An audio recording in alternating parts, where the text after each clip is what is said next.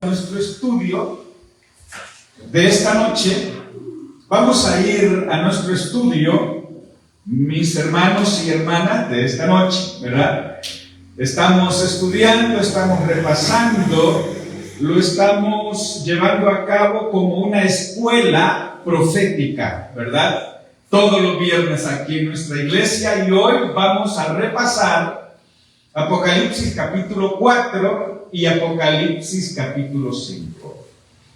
Esta serie de dos capítulos, una es porque ambos capítulos son pequeños, el uno tiene 11 versículos y el otro tiene 14 versículos. Dos, ambos tienen una semejanza, una similitud. Tienen una compatibilidad en cuanto al mensaje, y por eso lo vamos a ver de una vez en los dos capítulos hoy, ¿verdad? Así que ubiquémonos de nuevo, ¿verdad? Anuncio de nuevo Apocalipsis capítulo 4 y capítulo 4 y capítulo 5. A esta serie de estudio se le llama el trono cubierto por el arco iris, así se le llama al estudio de estos dos capítulos, 4 y 5.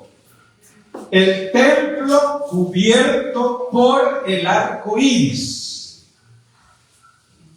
Los capítulos 4 y 5 de Apocalipsis, fíjense que complementan la introducción del libro. ¿Cuándo vimos la introducción del libro de Apocalipsis? Lógicamente, en el capítulo 1 está la introducción del libro de Apocalipsis. La visión del trono dirige nuestra atención ¿hacia dónde? Al cielo. Hablar del trono, ¿verdad? Hablar del trono de Dios, pues nuestra mente, nuestra percepción va a ser dirigida a el cielo. Es como que usted me diga, ¿cómo está su familia, sus hermanos, sus hermanas? ¿Dónde me dirige la mente? Para Tierra Santa, es decir, para Honduras, ¿verdad? Sí, para allá se dirige mi mente, claro, inmediatamente. El capítulo 4 y 5 inmediatamente nos dirige la mente al cielo, porque se habla del trono de Dios. ¿Y dónde está el trono de Dios? Según la Biblia, pues está en el tercer cielo. Vemos aquí en estos capítulos al Padre y a Jesús en completo dominio de los asuntos del universo. Eso es lo que vemos acá. Vemos al Padre y a Jesús en total y completo dominio del universo. En ese cuadro lo vemos en estos capítulos. Al Padre y al Hijo tomando total y completo dominio del universo. Desde su trono, Jesús habló a las 7 iglesias. Desde el trono, Jesús habló a las 7 iglesias. Sobre el trono, fíjense que sobre el trono, dice Apocalipsis 4:3, está sentado el Padre. El Padre eterno está sentado en el trono, ataviado en rojo y blanco. Con él está el Hijo victorioso sobre la muerte. Ahí en Apocalipsis 4 se ve al Hijo ya no inmolado, ya no como humano aquí en la tierra, sino que se ve al Hijo victorioso sobre la muerte. Tuvo victoria sobre la muerte. Pero también en el capítulo 5, verso 6, se describe como el Cordero que fue muerto, que fue inmolado, pero que resucitó. El capítulo 5 y el verso 6, bueno, les decía, estos dos capítulos están totalmente ligados en su mensaje. Por eso se debe de entender y estudiar los dos a la vez. Allí mismo en el capítulo 5, versículo 6, vemos descrito a Jesús como el Cordero, ¿verdad?, que fue muerto. Otra parte también es importante resaltar que el Padre y el Hijo, que con el Padre y el Hijo, de acuerdo a estos dos capítulos, está también la tercera persona. ¿Y cuál es la tercera persona de la Trinidad? El Espíritu Santo. Allí está, sí, allí está, con el Padre y el Hijo está la tercera persona que se llama Espíritu Santo. Eso lo vemos al describir y al ver, ¿verdad?, al Padre sobre el trono. Fíjese que encima del trono, según el verso 3, hay un arco iris. Hay un arco iris sobre, o encima, perdón, encima del trono hay un arco iris, dice el verso 3 del capítulo 4. Símbolo de que Dios siempre cumple sus promesas. ¿Qué simboliza el arco iris encima del trono? Simboliza que Dios siempre cumple sus promesas. Desde la primera vez que apareció el arco iris, ¿verdad?, y ya sabemos por qué Dios mandó la aparición del arco iris y cuál fue su promesa, y hasta ahora lo ha cumplido, ¿sí o no? Sí, interesante. Es un símbolo el arco iris también de la combinación de la justicia y de la misericordia divina. El arco iris también es símbolo, es una combinación de la justicia y de la misericordia divina. El arco iris que vemos allí en el capítulo 4, sobre o encima del trono del Padre. Desde el trono, fíjense que salen rayos y truenos, dice el verso 5. Desde el trono salen rayos y truenos, símbolo de la gloria y de la majestad de nuestro Dios. ¿Qué simbolizan los truenos y los rayos que salen desde el trono donde Dios está? Símbolo de la gloria, símbolo de la majestad, del poder y de la autoridad del Padre. En respuesta, se registra también un himno, ¿verdad?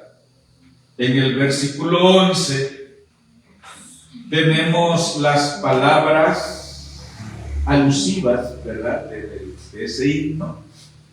Imaginemos su majestuosa música, ¿verdad? Del verso 11, de ese que hay un canto, hay un himno que se canta, majestuoso. Miren, alrededor del trono, vamos a ir desde el versículo 4 a repasar cosas que nos interesan, que son las que más inquietan al estudiante, al observador del libro escatológico llamado Apocalipsis. Vamos a ver lo que sucede alrededor del trono. En primer lugar, el verso 4 de Apocalipsis 4 dice que hay 24 ancianos. Hay, dice el verso 6 y el verso 7, hay 4 seres vivientes. Fíjense que se describen ahí esos 4 seres vivientes. El primero dice que es semejante a un león. El león es el rey de la selva, lleno de majestad, el león. El segundo dice que es semejante a un becerro. El becerro es el rey de los campos, siempre fuerte y paciente, el becerro. El tercero dice que es un águila. ¿Quién es el águila? La reina del aire. rápido en vuelo y una vista aguda. El águila. No se descuide, no se confíe. Dios lo ve todo. Eso representa la vista, el águila, reina del cielo, que tiene una vista agudísima, es decir, lo ve perfectamente. Y entre más alto anda, más con claridad ve, con más claridad ve. ¡Wow! Interesante. Todos los símbolos que aparecen aquí de las funciones, de las más que todo del poder de Dios, ¿verdad? El tercer ser viviente le decía que es un águila, ya hablamos de esto. Veamos el cuarto ser viviente, es el hombre, es un hombre, rey de la creación, única criatura con un juicio y razón. Porque de ahí los otros animales no tienen juicio ni razón, ¿sí o no? No. Ya en el cuarto ser viviente se manifiesta un hombre, rey de la creación, la única criatura creada con juicio y razón. A eso se le llama raciocinio. ¿El águila tiene raciocinio? No. ¿El becerro tiene raciocinio? No. ¿El león tiene raciocinio? No. El cuarto ser viviente que se describe en Apocalipsis 4 se refiere al hombre, que es el rey. Si ustedes ven, cada uno de esos cuatro seres vivientes: el león, rey de la selva; el becerro, rey de los campos; el águila, la reina de las alturas, la reina del cielo, la reina de los espacios; y el hombre, el rey de la creación. Interesante. Todo prefigurando al Rey de Reyes y Señor de Señores. Ahora, ¿quiénes son los 24 ancianos? ¿Quiénes son los 20? Porque esto es lo que se vuelve más así inquietante, ¿verdad? ¿Quiénes son esos 24 ancianos en el estudio de estos dos capítulos? ¿Quiénes son esos 24 ancianos? ¿Quiénes son esos 4 seres vivientes? Tome nota, fíjese que a esta pregunta, ¿quiénes son los 24 ancianos?, se nos ha ofrecido al menos 4 respuestas se nos ha ofrecido. Número 1, 4 respuestas se nos ha ofrecido que pueden ser estos 24 ancianos. 4 respuestas. De esas 4 respuestas hay seguridad que una de esas 4 es. Pero nosotros nos balanceamos en esa una o en una de esas 4 respuestas. Número 1, esos 24 ancianos, símbolo de las primicias, los que resucitaron con Jesús.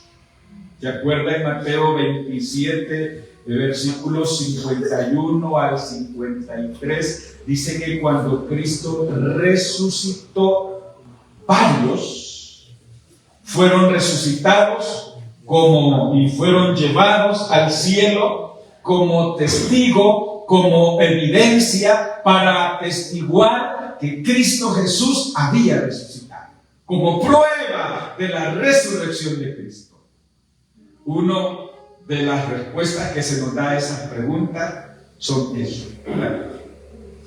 El símbolo de las primicias, porque a eso se le llama las primicias, los primeros que resucitaron cuando Cristo resucitó, para dar evidencia de la resurrección de Jesucristo. No podía ser sin testigos la resurrección de Jesús. Por eso fue necesario, según Apocalipsis 27, 51, 52 y 53, que resucitaran. ¿Verdad? ¿Sabemos quiénes son? No. ¿Podemos saber quiénes son? Tampoco. Así que no se martirice tratando de saber quiénes son esas personas. No se martirice. Pero de que resucitaron, tenga la plena seguridad de que resucitaron. La Biblia lo está hablando. Ok, Mateo 27 lo dice, y aquí también está dando una alusión a esa resurrección especial. Primera propuesta. Segunda propuesta, símbolo de los redimidos, tanto del Antiguo Testamento. En el Antiguo Testamento se habla de 12 tribus, ¿sí o no? Y del Nuevo Testamento se habla también de 12 apóstoles. 12 más 12, 24. Ok. Otra propuesta a esos 24 ancianos son los redimidos, tanto del Antiguo Testamento, ¿verdad?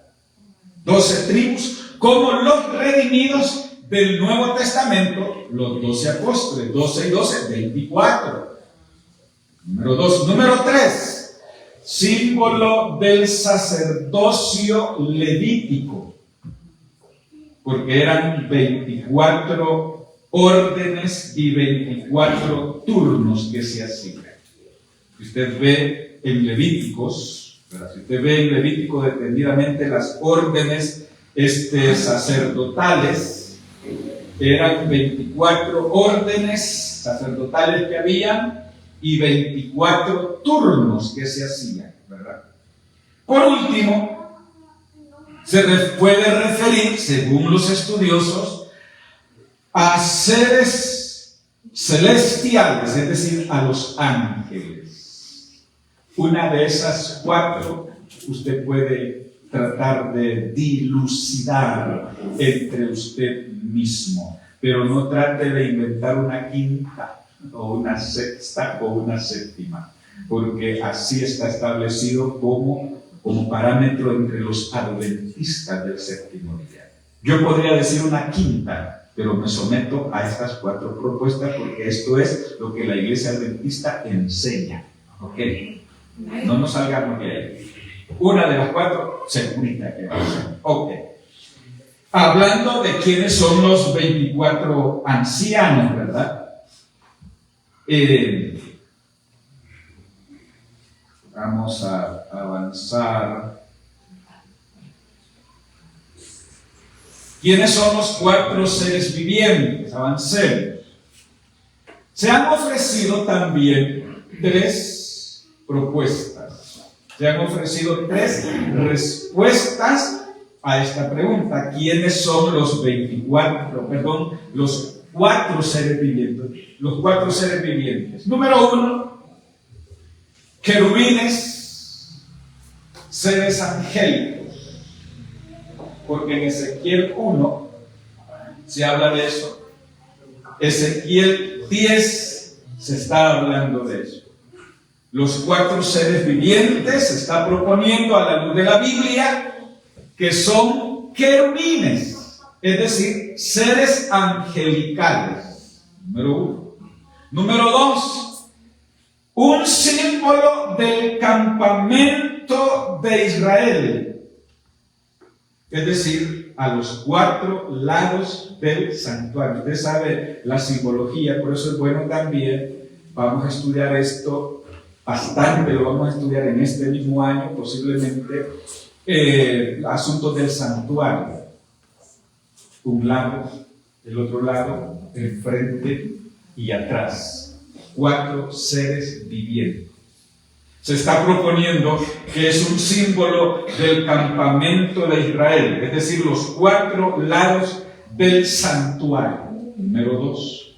Número 3, también se está proponiendo los 4 evangelios. ¿Por qué los 4 evangelios?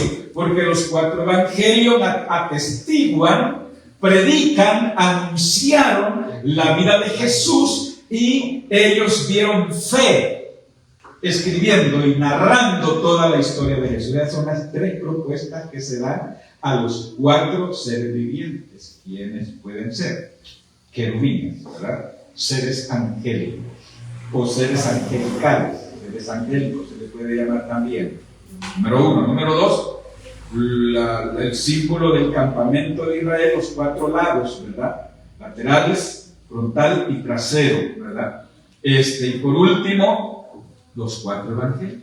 Eso es lo que nosotros creemos. Recuerde que Apocalipsis lo estamos repasando, lo vamos a repasar de acuerdo a nuestras creencias, de acuerdo a lo que nosotros creemos como adventistas del séptimo día. Podríamos inventar cualquier cosa, pero nosotros no somos así, inventores. Siempre nos sometemos a lo que la autoridad final de la iglesia pues indica de estos estudios escatológicos y teológicos. El trono de Dios, Juan sintió pavor ante la vista del trono de Dios. Juan sintió pavor. Juan sintió pavor. ¿Sintió miedo? Las palabras no pueden describir la escena de lo que Juan sintió. Ese no era un trono.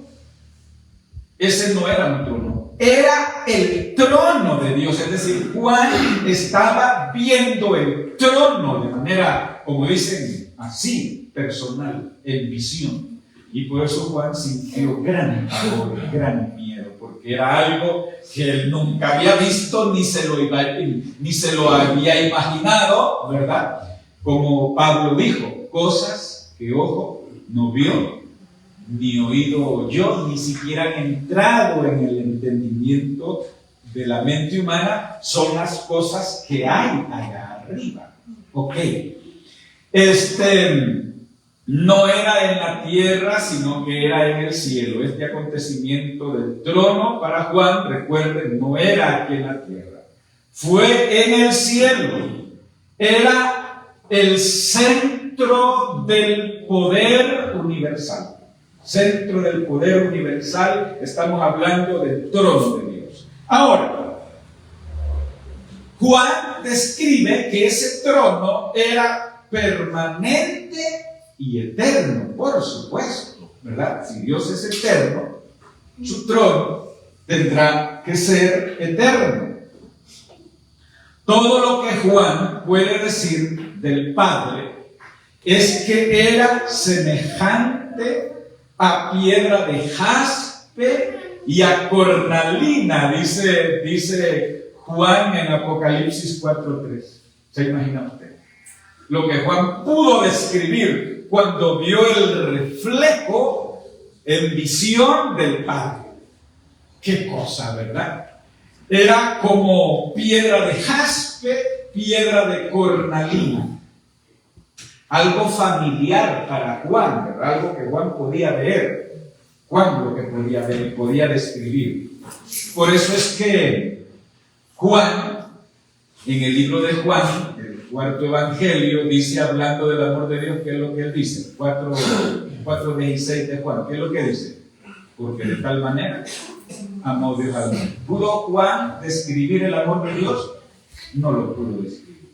No hay palabra humana para poder describir el amor de Dios. Así que, en cuanto al poder humano, no hay palabras humanas para poder describir el poder de Dios. La majestad de Dios, no hay palabra humana. Juan, ¿cómo lo pudo describir? Es como el jaspe, es como piedra de cornalina.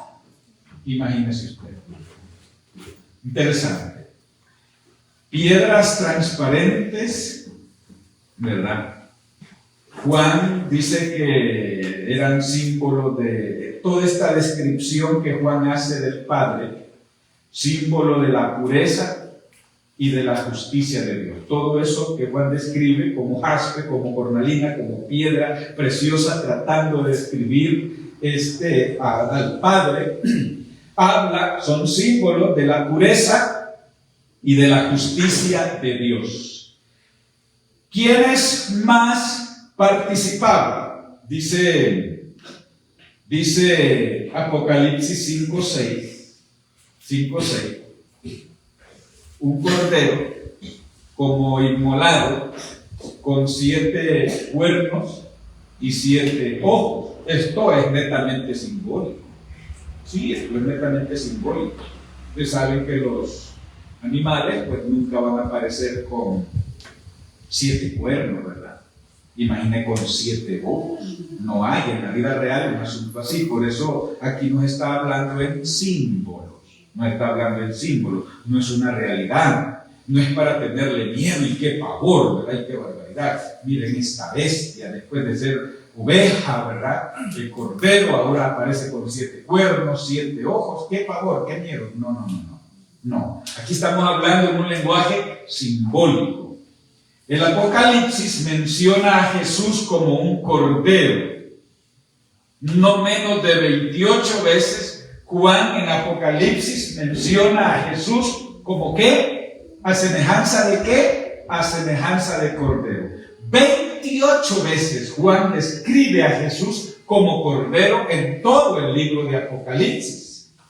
Los cuernos que ve Juan allí en este cordero de siete cuernos, los cuernos son símbolos de fortaleza, son símbolos de autoridad, son símbolos de poder, iglesia, son símbolos de autoridad, fortaleza y poder. Los 7 cuernos. Los 7 espíritus es un símbolo, es decir, los 7 ojos también es un símbolo del Espíritu Santo, que todo lo ve. Símbolo de que todo lo ve. Todo lo ve. Y nosotros a veces corriéndonos del ser humano, que no me vaya a ver, ¿verdad? Que me tomé una bebida allí indecente, una bebida indecorosa y anda viendo que no vaya a ver nada por ahí, ¿verdad? ¿De qué sirve si el cordero de 7 ojos lo está viendo? Es decir, todo lo ve, no se le escapa nada, absolutamente nada, sin ver, por escondido, por oculto, que sea el acto, recuerde, todo lo ve. Por eso aquí nos habla este cordero de 7 ojos. Todo lo ve, todo lo ve. Nada se escapa, nada, absolutamente nada se escapa. Es muy apropiado ver a Jesús como el símbolo de un cordero. Es muy apropiado, muy, pero muy apropiado. Siempre Apocalipsis describe a Jesús, Juan describe en Apocalipsis como un cordero. No lo describe de otra manera. El sacrificio del Salvador del mundo nunca puede acentuarse, nunca podrá compararse de otra manera como un cordero. La otra vez yo vi, esto fue allá en los Cuchumatanes, en Huehuetenango.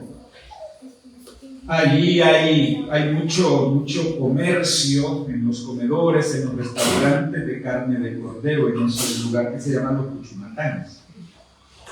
Y vi cuando estaban destazando una oveja, un cordero. Lo agarraron, lo tumbaron, y él no dijo nada, solo quedó viendo a la persona con ojitos de amor, de cariño, de ternura, no de maldad. Y qué cosa. Y yo dije, qué magnífica descripción la de Apocalipsis. Es decir, la que describe a Jesús como un cordero. Él es nuestro Salvador. Porque según la historia, cuando Cristo fue crucificado, todos maltrataban, injuriaban, decían groserías a lo que lo amarraban en la cruz, pero Cristo no dijo nada. Él mismo voluntariamente puso el primer brazo, los 2 brazos, los pies sobre el madero, y no dijo nada cuando clavaron, y nada. Les decía la vez pasada que hasta el tercer soldado comisionado para clavar a Jesús fue el que pudo clavarlo allí en la cruz. Porque el primero no pudo soportar, porque Jesús lo quedó viendo con clemencia, con amor, con misericordia. Y no pudo, no soportó y dejó tirado ahí. Vino el segundo, igual, cuando Jesús lo quedó viendo con amor, con ternura, con misericordia y pasión, no pudo. Vino el tercer soldado, trayendo a saber cuántos miles de demonios, y él sí pudo crucificar al Salvador. Interesante. Él es nuestro Salvador, pronto a perdonar nuestros pecados. Está ansioso de ofrecernos los beneficios de su sacrificio. Cristo está ansioso de ofrecernos los beneficios de su sacrificio, es decir, de su muerte, pues, que fue hecho una vez para siempre en el Calvario. Nunca más se va a volver a repetir lo que Él hizo en la cruz. Cristo, como nuestro Cordero, quiere ofrecernos los beneficios de haber muerto en la cruz del Calvario. El ser humano no entiende, el ser humano no comprende, el ser humano toma de poco esto, pero aquí esto no es tan, como dicen, no es tan así pasajero. Esto es lo más grande, más sublime que el cielo pudo haber hecho por el ser humano. En esta visión podemos ver al Padre, en esta visión del trono, en Apocalipsis 4 y 5 podemos ver al Padre, podemos ver al Hijo y podemos ver al Espíritu Santo, ¿verdad? Dedicados a la tarea de dar la salvación a todo aquel que responda a su invitación. ¿Qué es lo que vemos en esta visión del trono? Vemos tanto al Padre como al Hijo, como al Espíritu Santo, dedicados a la tarea de dar salvación a todos aquellos que respondan de manera positiva a la invitación. Llegamos a la parte final. Fíjese que en el capítulo 5 de Apocalipsis, la escena es la misma que la del capítulo 4. Sí, prácticamente. ¿Para qué detenerse tanto en el capítulo 5? Porque prácticamente la escena que vemos en el capítulo 5 de Apocalipsis es la misma escena que aparece aquí en el capítulo 4. Pero el centro de atención pasa del trono de Dios, porque en Apocalipsis 4 el centro de atención, el foco de atención es el trono, es el Padre. Pero en el capítulo 5 el centro de atención es el Cordero, Cristo Jesús. En el capítulo 4, ¿quién es el foco de atención? ¿Quién es el centro de atención? El trono, el que está sentado sobre el trono. Juan lo quiso describir, pero no pudo, solo más o menos pudo decir lo que él pudo ver. Ya en el capítulo 5 de Apocalipsis, ya el centro de atención no es el trono de Dios, ni del Padre, sino el Cordero. ¿Quién es el Cordero? Cristo Jesús. Fíjese que el rollo sellado que aparece ahí en el capítulo 1, versículo, en el verso 1 del capítulo 5, el rollo sellado, después de describir el trono y sus alrededores, la atención de Juan es atraída por un rollo de gran importancia que estaba en la mano del Padre, un rollo. Se centró la atención de Juan en ese rollo que el Padre tenía en su mano, escrito de los dos lados. Según el capítulo 5 de Apocalipsis, ese rollo estaba escrito en ambos lados y tenía 7 sellos. Dice que estaba sellado ese rollo donde se escribía. Fíjese que en los tiempos de los romanos, un testamento, o el testamento de los tiempos romanos, el testamento para que fuera autorizado y que tuviera legalidad, debía de tener al menos 7 personas como testigos. Es decir, iban a hacer un documento, debían de estar 7 personas para que validaran y le dieran credibilidad a ese documento. Por eso es que vemos este rollo, que lo que estaba escrito era importante y que tenía 7 sellos.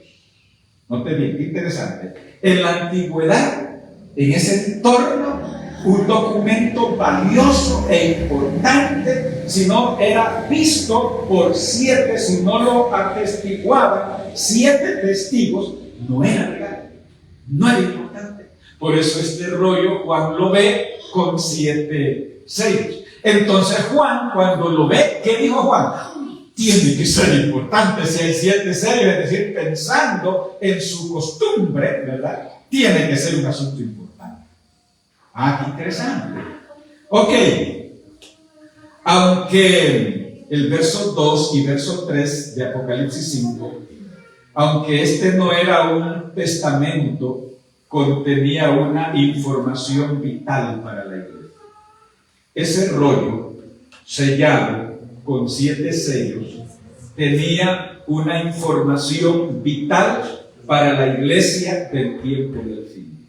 Juan esperaba que alguien quebrara los sellos y extendiera el rollo para poder ver lo que el rollo estaba escrito, pero en ese momento el ángel preguntó: ¿quién es digno de abrir el libro y desatar los sellos? Preguntó un ángel. Nadie en el cielo y en la tierra respondió. Nadie en el cielo y en la tierra respondió el mismo ángel. Juan dice esos versos 2 y 3 de Apocalipsis 5 que Juan lloraba al pensar que un documento de vital importancia no podía ser abierto, no podía ser leído. Por eso lloraba Juan, porque si salía, si estaba en las manos de Dios, del Padre, en el trono, ¿verdad?, ese rollo escrito en ambos lados, sellado con 7 sellos, para Juan era un documento importante, no era cualquier cosa. Y por eso Juan lloraba, porque no había quien podía desatar los 7 sellos en la tierra ni en el cielo. Entonces, uno de los 24 ancianos anunció la divinidad del Señor. Uno de los 24 ancianos. Y aquí hay buen motivo para especular quiénes pueden ser los 24 ancianos de las 4 propuestas que nos da la iglesia. ¿De cuáles son? ¿Sí o no? Sí. No voy a decir quién para que usted no diga, sí, entonces si él lo dijo, eso es, ¿verdad?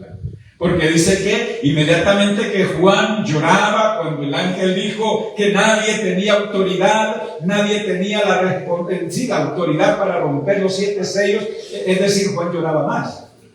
Y entonces uno de los 24 ancianos anunció la divinidad del Señor, que él quebraría esos 7 sellos. Juan entonces se tranquiliza. Jesús, siendo santo, siendo león como la raíz, se adelantó para abrir el libro. Jesús. La descripción de Jesús revela que nuestro Salvador es el verdadero Mesías. Él es el verdadero Mesías. Su obra y dignidad habían sido prometidas desde el principio, desde la primera promesa que Dios hizo en el jardín del Edén. Desde allí se anunciaba la obra y la dignidad que Cristo iba a hacer. Ahora, algunas frases atractivas en el versículo 8, estamos pensando en el capítulo 5 de Apocalipsis. En el versículo 8, todos dice que tenían arpa o cítaras, y con arpas de oro llenas de incienso, que son las oraciones de los santos. Texto que podría indicar que no son seres humanos. En este momento no eran seres humanos, sino seres angelicales que tocaban arpa. Hay mucha música en el cielo. Son los ángeles en el cielo los encargados de tocar instrumentos músicos para la alabanza, para la gloria, para la honra del Padre, de ese que está sentado en su trono, los ángeles por ahora.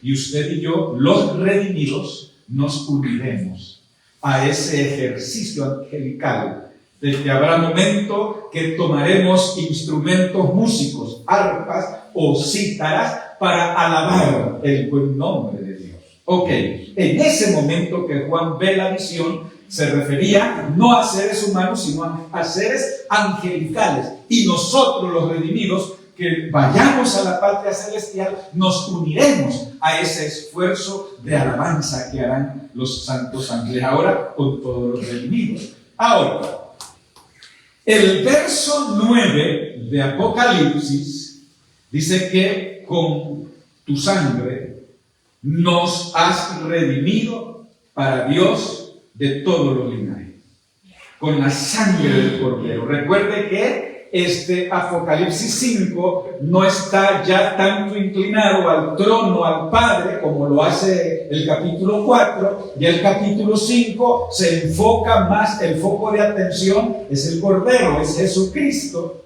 quien con su sangre nos redimió y nos limpió y tomó de todos los linajes, de todos los colores, de todas las nacionalidades.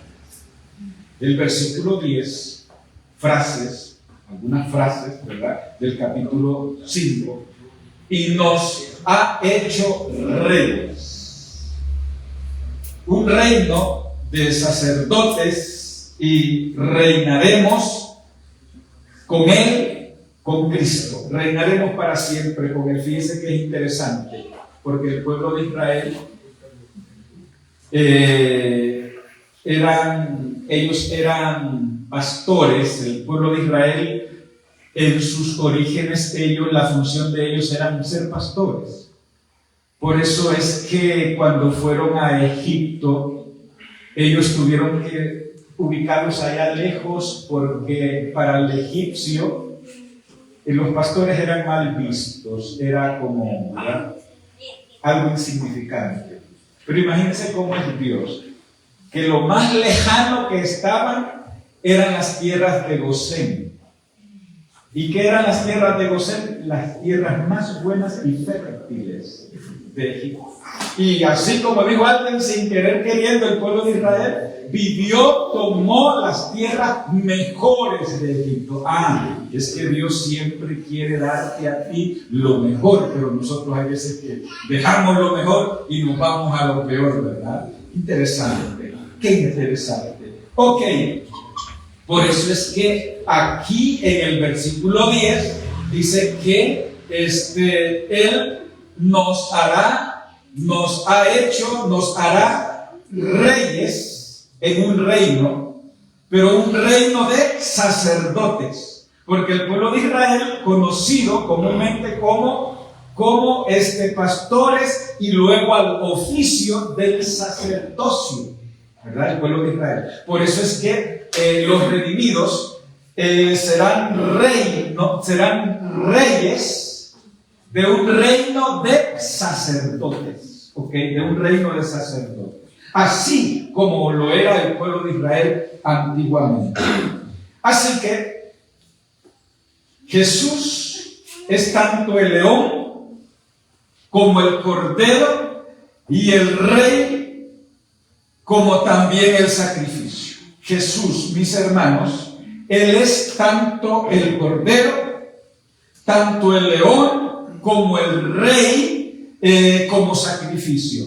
Así que llegamos a la parte final, en el capítulo 5 y el verso 12, es séptuple poder, riqueza, sabiduría, fortaleza, honra, gloria y alabanza que se le da ¿a quién? Al Cordero. Séptuple.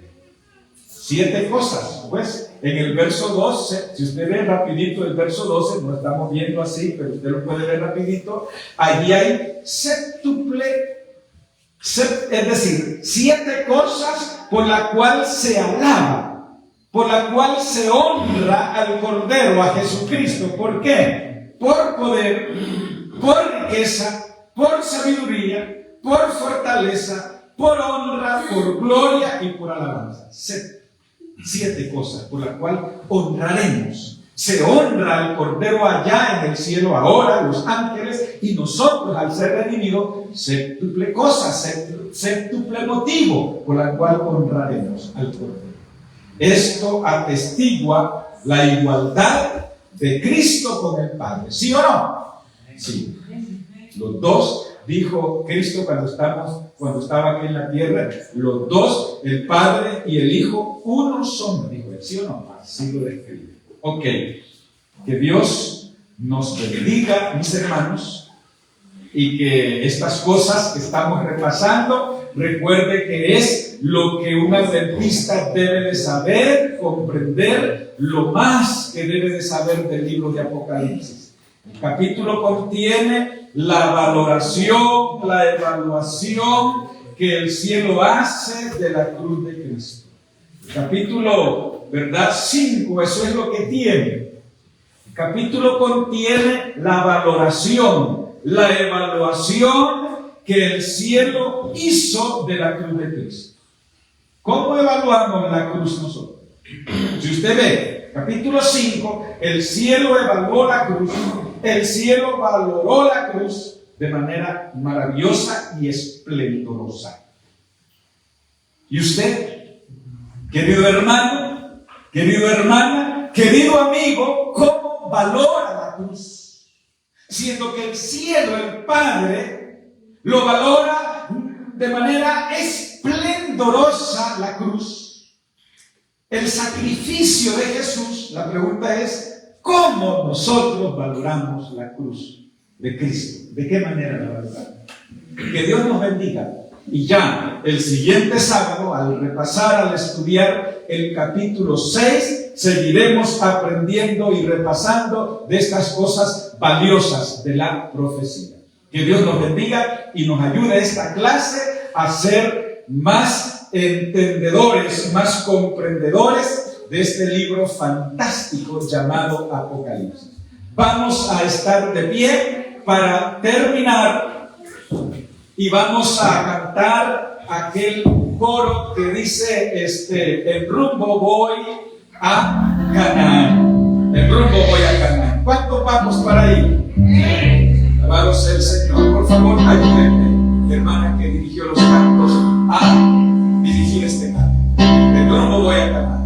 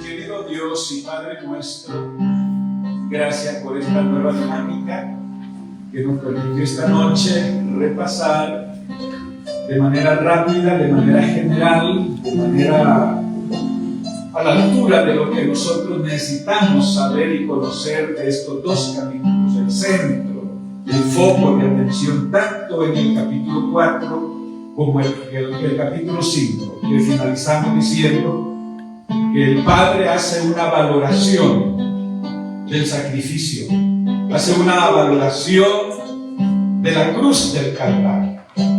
Y eso pues nos hace a reflexionar a nosotros de qué manera valoramos nosotros la cruz, de qué manera damos crédito al sacrificio de Jesús en la cruz. Llévenos con bien y gracias por habernos permitido el repaso, el estudio, la clase hoy de estos dos capítulos fantásticos de este libro maravilloso del Apocalipsis.